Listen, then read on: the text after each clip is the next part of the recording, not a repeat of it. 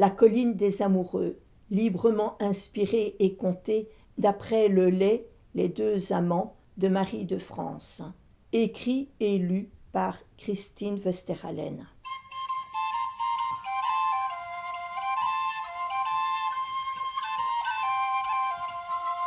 Il était une fois un mont sur lequel sont enterrés deux amants, unis dans la vie, unis dans la mort.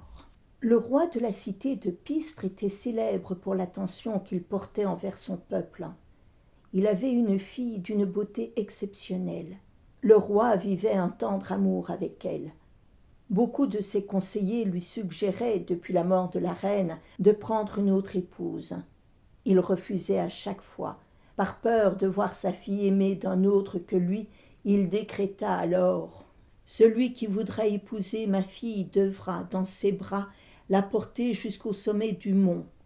Le prétendant ne pourra s'arrêter pour se reposer. » De nombreux princes, seigneurs, fils de bourgeois, tisserands, fermiers, tentèrent leur chance sans parvenir en haut du mont. Ils s'arrêtaient à mi-chemin, épuisés, sans souffle. Ils devaient donc s'en retourner chez eux, et la princesse longtemps demeura sans époux. Vous pensez bien, chère lectrice, cher lecteur, que plus aucun jeune homme ne voulait tenter l'aventure.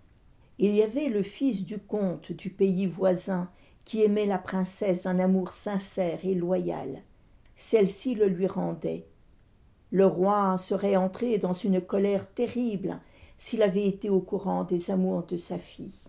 Un jour, le jeune homme se rendit dans les appartements de Samy et annonça « Nous ne pouvons plus nous cacher, je veux être votre époux. »« Vous n'y pensez guère, » répondit la jeune fille sur un ton peureux. « Mon père vous pousserait à accepter cette maudite épreuve, et vous, ne pouvant la refuser, accepterez. Mais vous n'avez pas la force suffisante pour me porter jusqu'en haut du mont. » La princesse pleurait à chaudes larmes à l'idée du courroux de son père et de la disparition de son ami. Quand le temps eut séché ses pleurs, elle se souvint d'une tante qui demeurait à Salerne. Elle connaît les pouvoirs des plantes et des herbes. Allez lui rendre visite et demandez-lui un électuaire. Elle mêlera diverses plantes à du miel. Cela vous donnera de la vigueur. Le jeune homme suivit le conseil de la belle et partit vers Salerne. Pour ne pas perdre de temps sur son fier destrier, il galopa durant des jours et des nuits. Quand il atteignit la destination, il alla voir la connaisseuse en remèdes. « Les salutations de votre nièce et notre supplique de nous aider à nous unir. » La tante de la princesse prépara dans un chaudron un breuvage qui le fortifiera. « Prenez cette fiole. Dès que vous serez épuisé, exténué, buvez-en, et les forces en votre corps reviendront, vos veines gonfleront et vos os se durciront. » Après avoir bu le breuvage et fiole à la main, il s'en retourna auprès de sa bien-aimée. Arrivé à Pistre, il se rendit auprès du roi et fit sa demande. Ce jour-là était particulier.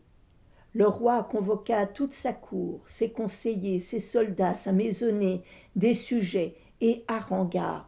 « Voilà celui qui devra porter ma fille en haut du mont. S'il ne réussit, il sera banni du royaume, et jamais plus il ne verra la princesse. » La princesse, elle, avait refusé de manger durant des jours. Elle disait à sa suivante « Ainsi je serai plus légère à porter. » Tous attendaient l'arrivée de la princesse. Elle était vêtue légèrement. « Ainsi, murmura-t-elle, mon ami n'aura pas à porter le poids de mes vêtements. » En bordure du grand fleuve, au milieu de la prairie qui borde le mont, arrivait la princesse. Tous enviaient le jeune homme, car tous étaient amoureux de la belle jeune fille.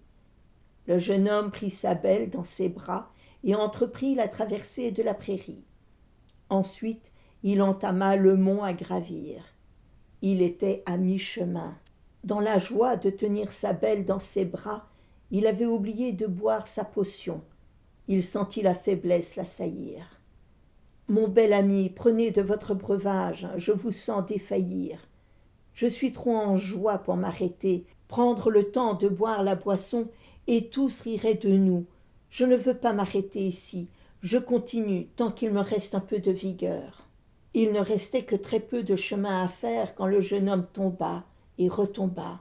« Vous êtes faible, mon ami, elle vous fortifiera. »« Nenni, je ne veux pas m'arrêter car j'aime trop votre compagnie. » Au sommet, épuisé, il chuta et son souffle s'arrêta.